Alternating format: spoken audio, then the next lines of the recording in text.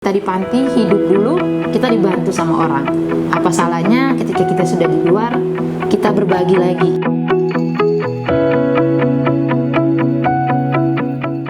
Halo semuanya, kembali lagi bersama saya Berta Dan saya Marta dalam rangka menuju ulang tahun YPU yang ke-12.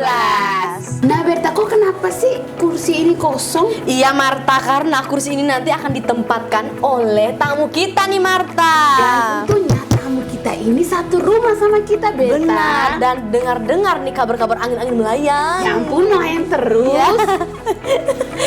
Kakak ini adalah alumni yang cukup lama juga nih di YPU. Dan pengalamannya itu sudah pernah mengikuti pertukaran pelajar di Belanda. Wow, bagus banget. Benar ya Dan Marta. juga kabar-kabar angin. Kakak kita ini pintar banget public speaking. Wow, berarti kita harus belajar nih dari kakak Betul kita Berta, ini betul. ya. Malam ini kita undang dia ke sini. Oke, langsung saja kita undang, yaitu Kakak Inas. Yeay! Malam Kakak Inas. Halo Kakak Inas. Malam. Aduh, awal Langsung aja udah muncul ceria ya. banget ya. Nggak sabar nih mau denger ceritanya Kakak Ina. Benar nih. sekali Marta. Oke Kakak Ina, sekarang kami mau bertanya nih, sudah berapa lama Kakak di YPU dan apa sih kegiatan yang sekarang Kakak tekuni? Oke, saya sudah hampir kurang lebih 8 tahun berada di YPU sejak saya masuk ke SMA. Karena selesai SMP di kampung, saya langsung melanjutkan SMA-nya di YPU Jakarta. Dan di YPU saya tugasnya sebagai koordinator pendidikan dan juga pelatihan bagi anak-anak di YPU. Kak Ina tadi kan cerita tadi Kak Ina datang ke sini YPU itu dari SMA. SMP saya. Oh dari Oh, dari SMP. SMP, mau masuk SMA ya? Iya, Betul. masuk SMA. Ya. Itu tuh perubahan apa sih Kak Ina yang paling mendasar yang Kak Ina rasakan ketika Kak Ina tuh di YPU? Perubahan yang paling mendasar tentunya adalah perubahan pola pikir. Dan waktu dulu di daerah, kalau misalnya dibilang sekolah paket C, pasti pandangannya adalah tidak bisa melanjutkan ke perguruan tinggi, tidak bisa mencari kerja jika suatu saat nanti mau cari kerja, begitu kan? Terus di YPU juga kan sistem pendidikannya adalah pendidikan non formal, yang artinya sekolahnya adalah dari rumah atau sering disebut homeschooling, dan juga selain belajar dari tutor atau guru-guru yang datang untuk mengajar, tapi yang saya rasakan adalah tidak hanya belajar teori di dalam kelas, tapi juga praktek langsung melalui beberapa cara, misalnya magang ke perusahaan-perusahaan, sehingga apa yang didapatkan, keterampilan yang didapatkan melalui teori langsung dipraktekkan. Dan yang kedua adalah saya dulu anaknya minder sekali, terutama untuk berbicara ya. Soalnya dulu waktu SMP pasti agak diam. Terus kalau mau berbicara tuh pasti takut salah, banyak kan takutnya. Tapi di sini saya benar-benar didorong untuk berani speak up, untuk berani berbicara, mengemukakan pendapat yang ada dalam diri saya, seperti itu. Dan yang ketiga juga yang maksudnya perubahan mindset ya. Di tempat ini tentu pasti rasa gengsi saya. Dulu kalau di kampung, kalau untuk berjualan pasti tuh pikiran malu, apalagi sama teman-teman kan, teman-teman benar, SMP, iya. Ih, malu apalagi kalau lihat ada yang ganteng-ganteng, itu langsung putar balik, ya kan? Iya. Tapi di sini sudah tidak peduli lagi. Artinya apa? Berarti di sini saya ditempa bagaimana untuk tidak malu melakukan sesuatu, berbuat sesuatu itu dengan tulus, dengan penuh kesungguhan. Dan tidak usah terlalu banyak mendengarkan kata orang yang harus begini, harus begitu. Jalani saja dulu apa yang sudah ada, tekuni, laksanakan. Betul sekali Berta, dan seperti yang disampaikan oleh Kakak Ina mengenai paket C, untuk saat ini juga masih banyak yang memikir Iya. paket C ini kayak Cara pandang orang, Iya, cara pandang paket C itu tentang pasti paket C. buruk. Iya, gitu. betul Tapi sekali. di sini Kak Ina menemukan nih bahwa di YPU dengan menjalankan paket C bisa ya Kak Ina ya, bisa Betul. sampai sekarang Kak Ina juga bisa kuliah sekarang Iya, buktinya. Betul, selain bisa kuliah seperti yang kalian sampaikan di awal tadi, dengan paket C juga saya bisa mengikuti pertukaran pelajar sampai ke luar negeri. Wow, itu ceritanya gimana tuh Kak Ina? Kak Ina kenapa bisa sampai mengikuti pertukaran pelajar? Padahal Kak Ina paket C loh. Jadi waktu itu saya kelas 2 SMA dan puji Tuhan sekali saya diberi kesempatan untuk mengikuti pertukaran pelajar tersebut. Dan bagaimana bisa terjadi seperti ini, YPU itu walaupun paket C tapi punya jaringan yang luas.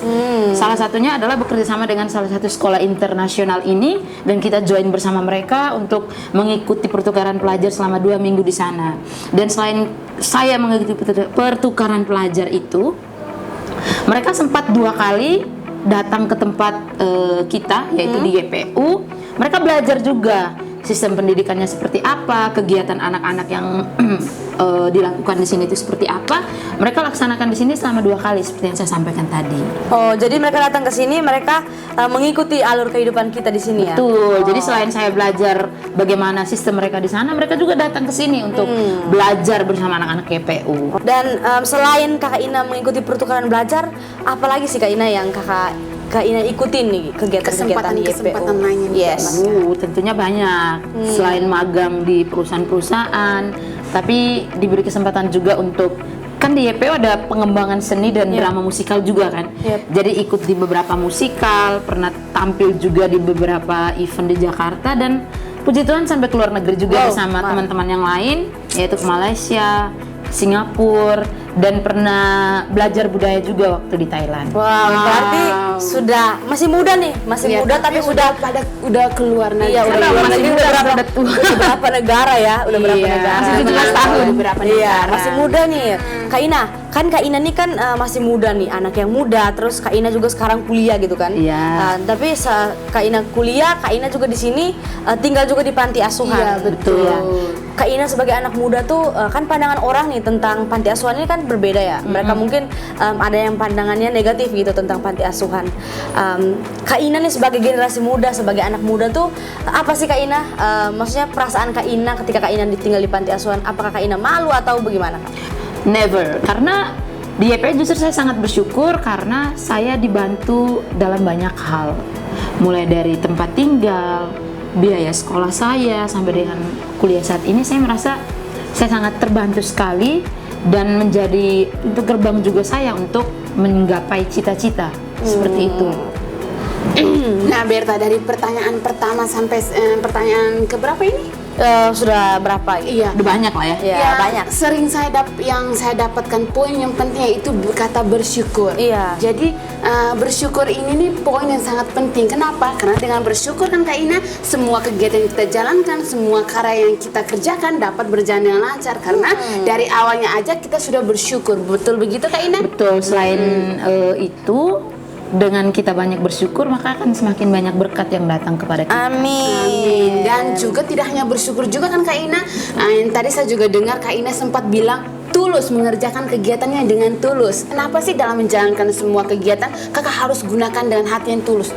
Apa sih Kak yang membuat kakak mengerjakan itu dengan tulus? Karena kan kalau misalnya kita sudah lakukan sesuatu dengan tulus, baik itu hal-hal kecil, pasti itu akan membawa sukacita sendiri kan. Yang saya rasakan tuh seperti itu dari dalam diri.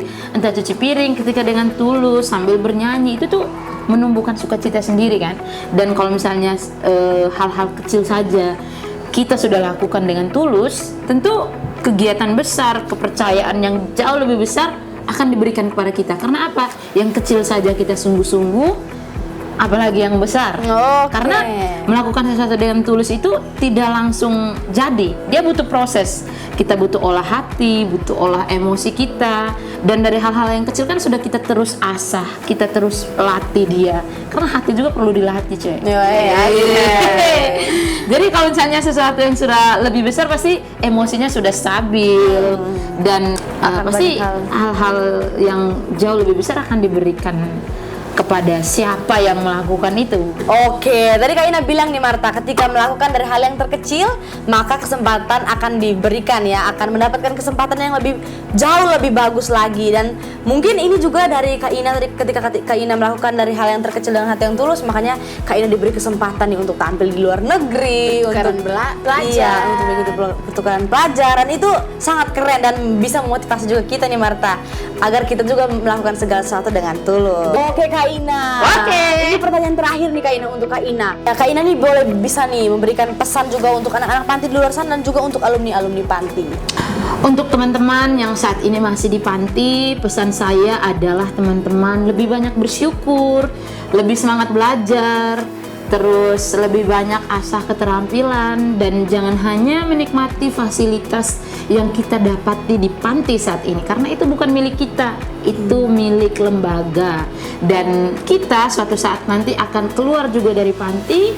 Untuk itu mengapa penting teman-teman itu mengasah keterampilan, karena kalau misalnya kita sudah keluar pasti kita sudah punya bekal untuk berjuang di luar sana, karena tidak gampang seperti itu. Jangan sampai kita nyaman dan terlena dengan fasilitas yang diberikan kepada kita ketika masih di panti, karena serba ada. Mau makan sudah ada kebutuhannya, mau mandi sudah ada tempatnya, mau tidur sudah ada tempatnya, mau sekolah sudah ada. Jadi semua benar-benar disiapkan. So, karena itu sudah banyak disiapkan, itu merupakan penunjang bagi kita untuk menggapai impian-impian kita. Tapi jangan sampai kita lupa untuk mengembangkan diri, sehingga kalau kita keluar kita tidak tahu apa-apa dan akhirnya kita kembali lagi ke lingkaran kemiskinan. Untuk teman-teman alumni yang saat ini mungkin sudah berkarya di luar, jangan lupa kita mungkin sudah bisa seperti sekarang karena berkat banyak orang, banyak donatur dan juga mitra yang membantu kita, sehingga kita bisa seperti ini menjadi orang. Dan jangan pernah teman-teman melupakan sejarah bahwa kita ini pernah tinggal di panti, karena dengan kita mengingat sejarah itu menjadikan kita menjadi pribadi yang lebih bersyukur, dan apa yang sudah kita dapatkan di berbagai tempat ataupun apapun ilmu yang kita dapatkan ketika di panti, ketika kita sudah berada di luar, ya kita jangan lupa untuk berbagi lagi kepada orang lain, karena kita di panti hidup dulu, kita dibantu sama orang. Apa salahnya ketika kita sudah di luar, kita berbagi lagi ilmu, kita berbagi lagi rezeki kita yang sudah kita peroleh kepada teman-teman yang lain. Semakin kita memberi, semakin kita berbagi, maka akan banyak berkat yang terus datang kepada kita. So, jangan takut berbagi. Oke, terima kasih Kak Ina yang pesannya sangat bermakna. Benar sekali. Nah, di sini saya mengulangi lagi di teman-teman bahwa kita hidup di panti jangan pernah merasa nyaman. Benar. Karena fasilitas yang disediakan itu hanya Penunjang. sementara saja, Yes. iya ya, penunjang ya. Jadi semoga dengan apa yang kita belajar di panti, yang kita peroleh ke depannya atau ketika kita di luar nanti, itu yang kita gunakan untuk karya-karya kita di luar. Dan juga setelah kita di luar juga, seperti yang Kak Ina bilang tadi, kita berbagi lagi nih kepada teman-teman kita yang di luar sana. Betul begitu Kak Ina? Betul sekali. Oke Kak Ina, terima kasih sekali lagi Kak Ina untuk podcast kita pada malam hari ini. Semoga teman-teman semuanya, apa yang sudah disampaikan Kak Ina, dari cerita-cerita Kak Ina, dari pengalaman Kak Ina, dapat memotivasi juga nih untuk teman-teman semuanya untuk berjuang ke depannya. Amin. Betul sekali Berta. Nah, di sini saya mau menginformasikan nih kepada teman-teman yang mungkin belum menonton podcast kami dari awal hingga saat ini, ikutin terus ya dan update YouTube Yayasan Prima Unggul. Benar Oke? sekali. Dan teman-teman semuanya, jika video kami ini sangat bermanfaat untuk teman-teman, teman-teman bisa like, Comment. And subscribe, dan juga jangan lupa nyalakan tombol notifikasi, karena Anda lupa bisa ada alarm yang mengingatkan supaya Benar tidak sekali. ketinggalan informasi-informasi dari Yayasan Prima Unggul. benar sekali. And See you on the next video. Bye. Sarangnya. Love you banyak-banyak.